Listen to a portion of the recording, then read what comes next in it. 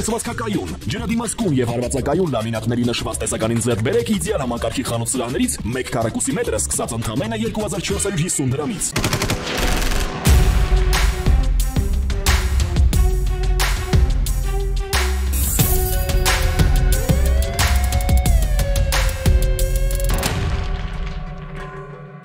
Գլխավոր դատախազ Աննա Վարդապետյանի դեմ հերթական հայցադիմումն է ներկայացվել դատարան։ Էրեբունի եւ Նուբարաշնե վարչական շրջանի դատախազության դատախազ Արտակ Հովհաննիսյանը, որը գլխավոր դատախազի 2025 թվականի հունվարի 31-ի հրամանով ազատվել է պաշտոնից, դիմել է Երևանի քաղաքացիական դատարան, պահանջելով անվավեր ճանաչել Հայաստանի գլխավոր դատախազի իր նկատմամբ կարգապահական տույժ նշանակելու որոշումը, պաշտոնից ազատելու հրամանը, նաեւ բռնագանձել հարկադիր պարապորտի ամբողջ ժամանակահատվածի համար միջին աշխատավարձն ու վերականգնել նախկին աշխատանքում։ Հայցադիմումն ընդունվել է վարույթ։ Մարտի 18-ին Սպիտակ բժշկական կենտրոնից Լոռու մարզի օպերատիվ կառավարման կենտրոն հաղորդում է ստացվել կենսաբանական մահ, կրծքավանդակի առաջնային պատի ծածկ վերք սրտի շրջանում ախտորոշմամբ իրենց մոտ տեղափոխված 17 տարեկան երիտասարդի դիու արկայության մասին։ Իրավապահները պարզել են, որ ժամը 14-ից 15 ընկած ժամանակահատվածում Սպիտակ քաղաքի գերեզմանատան տարածքում 20-ամյա եւ 22-ամյա եղբայրներն ու նրանց հորաքրոջ 20-ամյա որդին անձնական հարցերի շուրջ վիճաբանել են համակարգացի 17-ամյա երիտասարդի հետ, որի ընթացքում 22-ամյա երիտասարդը դանակով հարվածել է 17-ամյա երիտասարդի կրծքավանդակին, ինչի հետևանքով նա մահացել է։ Երիտասարդները ձերբակալվել են, տեղափոխվել բաժին, հանցագործության գործիք դանակը հայտնաբերվել է։ Ոստիկանության ծառայողները պարզել են, որ վեճը եղել է 17-ամյա երիտասարդի կողմից 20-ամյա երիտասարդի կնոջը երկար նայելու պատճառով։ Մարտի 17-ին տեղեկություն է ստացվել, որ Նորխարբերդի բնակիչներից մեկը բակում ապօրինի պահում է տոս տիպի ակոսափող հրազեն։ Ոստիկաններին սեփականատերը հայտնել է, որ տանվերշնամասում գտնվող կիսաքանդ շինության ներսում փոսի մեջ զենք կա։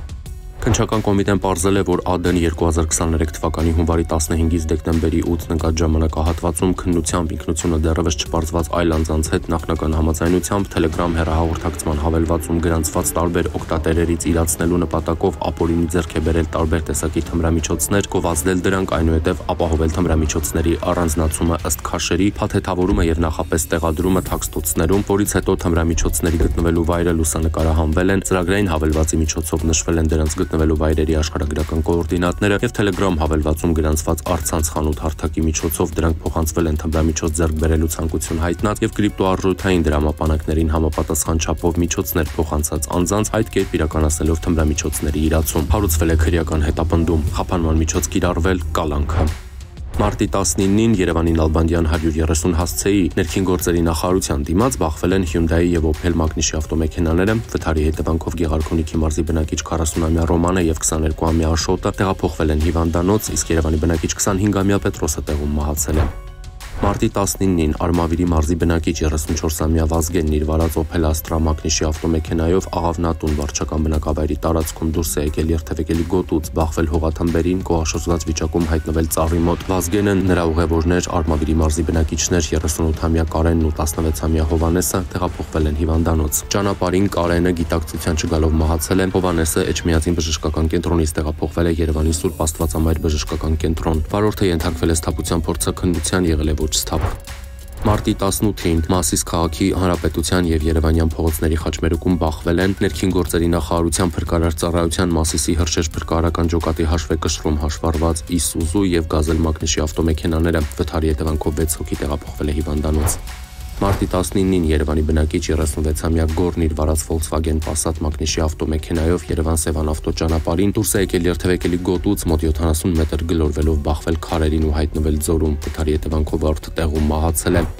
Մարտի 18-ին 911 ծառայությունը հազանգ է ստացվել, որ Ձորախբյուր Գառնի ավտոճանապարհին ավտոմեքենա է այրվում։ Հրդեհը բռնկվել է Mercedes Magnishi ավտոմեքենայում, տուժածներ չկան։ Ըստ ոստիկանության օպերատիվ հաղորդագրությունների ամփոփագրերի մարտի 18-ից 19-ը ոստիկանության ստորաբաժանումները բացահայտել են հանցագործության 120 դեպք, որոնցից 3-ը նախկինում կատարված։ Մասնավորապես տրանսպորտային միջոց վարելու իրավունք չունենալու 30, թմրանյութի հայտնաբերման 16, մարմնական վնասվածք պատճառելու 11, խարդախության 8, սառը զենքի հայտնաբերման 6, ֆիզիկական ներգործության, հոգեկան ներգործության, գույքը ոչնչացնելու, վնասելու, հնգական, համակարգչային հափշտակության, դատական ակտը չկատարելու 3-ական, պաշտոնեական կեղծիքի, բուժաշխատողի կողմից մասնագիտական պարտականությունները չկատարելու, ինքնավնասման, երկուական, սպանության, պետական ունեցվածքի գողության, բնակարանային գողության, խուլիգանության, զենգզինամթերքի առգրավման, թմրանյութի իրացման, ծառերը, թփերը, ապօրինի հատելու, փաստաթուղթ կեղծելու, ինքնիրավչության, պարտադիր զինվորական զորակոչից խուսափելու, երեխայի դաստիարակության կամ խնամքի պարտականությունը չկատարելու, անհետաձգելի միջամտության որոշումը կամ պաշտպանական որոշումը չկատարելու մեկական դեպք է բացահայտվել։ Գրանցվել է զենգզինամթերքի կամավոր հանձնման 1 դեպք, հայտնաբերվել է 6 հետախուզվող, կամավոր ներկայացել 2-ը։ Անցած 1 օրվա ընթացքում հանրապետությունում արձանագրվել է ճանապարհատրանսպորտային 5 պատահար, 9 մարդ ստացել է տարբեր աստիճանի վնասվածքներ։